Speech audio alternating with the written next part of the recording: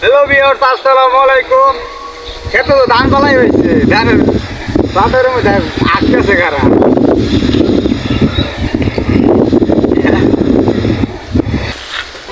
Hello viewers, আসসালামু আলাইকুম।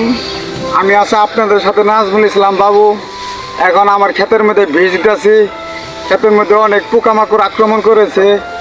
এই পোকামাকড় আক্রমণ থেকে যে মরা হিসা ক্ষেতের মধ্যে কি যেন ভাইরাস ছড়ছে, এই ভাইরাসের বিজ্ঞানীরাও গবেষণা করে বিষ আবিষ্কার করতে পারে নাই। তবুও ক্ষেতের মধ্যে আমরা পোকামাকড় মারার বিষ দিতেছি, কিন্তু এটা যে কি প্রত্যেকটা ক্ষেতের মধ্যে এবার এই রোগ খালি মরা হিসা। 100 ক্ষেতের মধ্যে 50টা ক্ষেতেই এরকম রোগ। প্রত্যেকটা ক্ষেতের মধ্যে জমিন আবাদের মধ্যে এরকম রোগ। না, এই রোগটা কিসের জন্য যে জানি কেউ পাওয়ার পাইতেছে না। ভালো মতো বিজ্ঞানীরা এই রোগের চিকিৎসা বাইর করা পাইতেছে না ক্ষেতের জন্য। না, ক্ষেত কিন্তু দেখেন আপনারা সুন্দরী হয়েছে, কিন্তু ক্ষেতের ভিতরে জটিল রোগ হলো যে এটা মরা হয়েছে।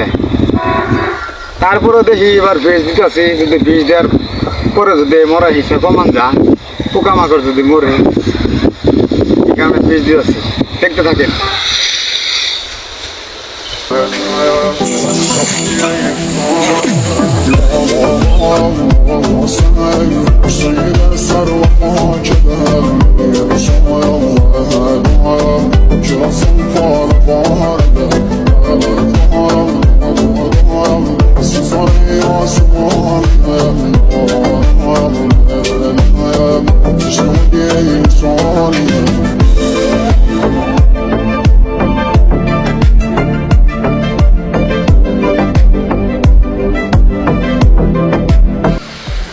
বাতাসের জন্য ভালোভাবে বীজ দেওয়া যাইতেছে না। বীজ আমি এদিক দিলে বাতাসে, বীজ ওদিক দিয়ে যাই। এদিকে আসো। হ্যাঁ, মেন কথা, যারা আপনার ক্ষেতের মধ্যে বীজ দিবেন, সতর্ক নিয়ম বলি।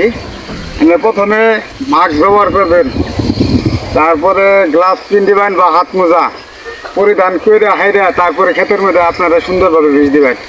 কারণ বীজ ছিটানোর পড়বে, নাকে মুখে গেলে আপনি অসুস্থ হয়ে যেতে পারেন, বমি বমি ভাব করতে পারে। তার জন্য সতর্কবাণী, মুখে মাস্ক না গায়া ক্ষেতের মধ্যে বীজ দিবেন, তাহলে কোনো রিস্ক নাই। আর অবশ্যই সাথে আপনারা এই ফুল প্যান্ট পিন দিবেন।